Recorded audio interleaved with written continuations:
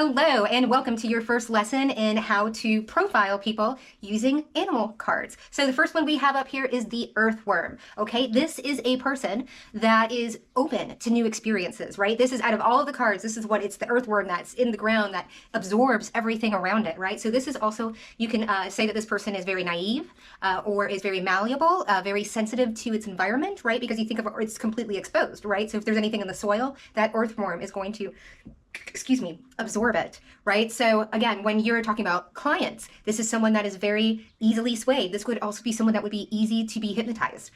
This is a person in love that could be seduced. Or it could say that they're just very open. Now, if it falls out with a different card, right, then it means a different thing. We talk, the cards show themselves in sentences and in different structures, but right now we're just focusing on what it means and how you can use it. So again, like I said, if it was a client or if it was your child, saying, oh, there are ways that I can go about being able to influence this person, right? Okay, so when you get a card that comes out in the horizontal, right, this is someone, this would be a neutral. This is kind of like Switzerland. And depending on the surrounding cards, it could be, yes, they can be swayed, no, they can be swayed. But usually for me, I don't like this card because I don't like milquetoast.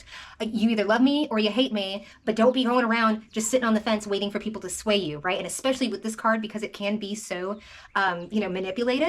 Yeah, so now we have the earthworm talking about manipulation. This is a card that is, or not a card, but a person when it's in the upside down, in the reverse, if you will, is someone that's so rigid, they're so hard-headed that you're never, this is like a diehard MAGA, MAGA Christian, I mean, or a diehard liberal, PETA killer whale person, whatever, right? Like we all have our trailer parks and we all have our ghettos, okay? So don't come for me, right? We're talking about profiling people. So we're gonna be talking about social issues. And if you have a problem with that, you can click off, right? Because I'm already in that energy. Because this is an energy that's like, no, I'm not going to. They could see it, you could tell them the sky is blue, like the flat earthers.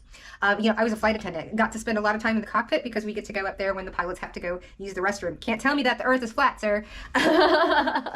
So this is that energy, right? And so being cognizant of that, this is a person that in a relationship that doesn't take responsibility. Like they did something messed up and they'll never admit or never say sorry. They might go around and like do little things for you, but they'll never come out and say the word, right? This is a person, this is emotional.